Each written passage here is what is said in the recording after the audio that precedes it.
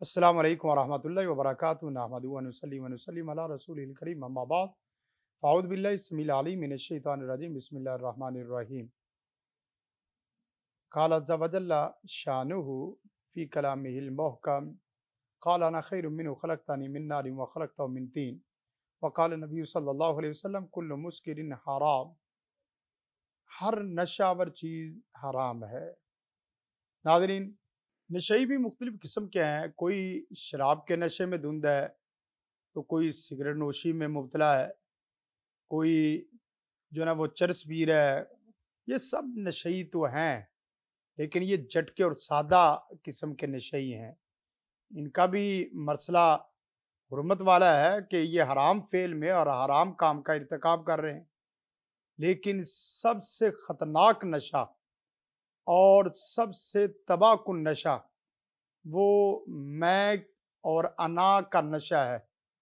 جو میگ کے نشے میں ڈوب جائے اور میگ کے نشے میں گم ہو جائے، یقین کریں کہ وہ نہ صرف خود کو تباہ کرتا ہے بلکہ پورے معاشرے کو تباہی کی طرف لے جاتا ہے۔ اور یہ میگ کا نشہ یہ آج کا نشہ نہیں ہے، یہ کل کا نشہ نہیں ہے، یہ سب سے پہلے دنیا کے آغاز کا نشہ ہے۔ جس وقت نبی کائنات صلی اللہ علیہ وسلم کے فرمان کے تحت قرآن مجید کی آیات یہ سب شاہد ہے کہ آدم علیہ السلام کو جس وقت پیدا کیا گیا تو اس وقت شیطان نے جس وقت دیکھا، اور پھر لمبا قصہ ہے، ساتھ یہ دعویٰ کیا قال انا خیر منہ خلقتنی من نار وخلقتہ من طین، میں تو میں ہوں، میرے جیسا کون ہو سکتا ہے، میں اس سے بہتر ہوں، میں اس سے افضل ہوں، میں اس سے بلند ہوں۔ اے اللہ، تو نے مجھے آگ سے پیدا کیا اور اس کو مٹی سے پیدا کیا، اور آگ جب جلتی ہے تو وہ برق ہے، مٹی سے جتنی بھی بلند ہو وہ بلند ہوتی ہے، لہذا بلند چیز چھوٹی چیز کو سجدہ نہیں کرتی۔ اس کی انا نے، میں کے نشے نے اس کو تباہ کر کے رکھ دیا۔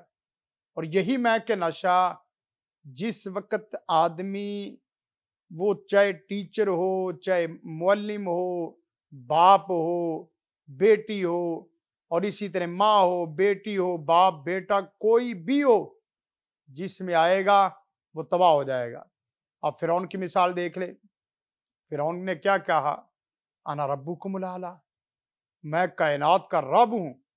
یقین کریں کہ جس وقت وہ انا کے نشے میں ڈوبا، اس نے نہ انسان چھوڑا نہ انسانیت چھوڑی، اور جس وقت پھر مرا ہے، نہ صرف فرعون مرا بلکہ فرعونیت بھی مر گئی۔ یہ نشہ بڑا خطرناک نشہ ہے، اور اس نشے میں بندہ معاشرے کو بھی تباہی کی طرف لے کے چلا جاتا ہے اور خود کو بھی تباہی کی طرف لے کے چلا جاتا ہے۔ انا کا مسئلہ یہ بڑے بڑے ادارے تباہ کر دیتا ہے۔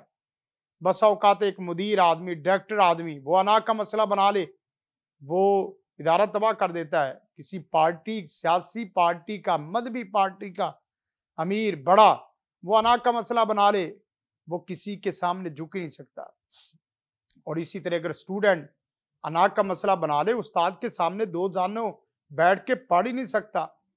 عزت کا مسئلہ بنا لے تو وہ کسی کے سامنے عاجزی انکساری اختیار نہیں کر سکتا۔ یہی وجہ ہے کہ ہم اس نشے سے نہیں نکل رہے، اور میں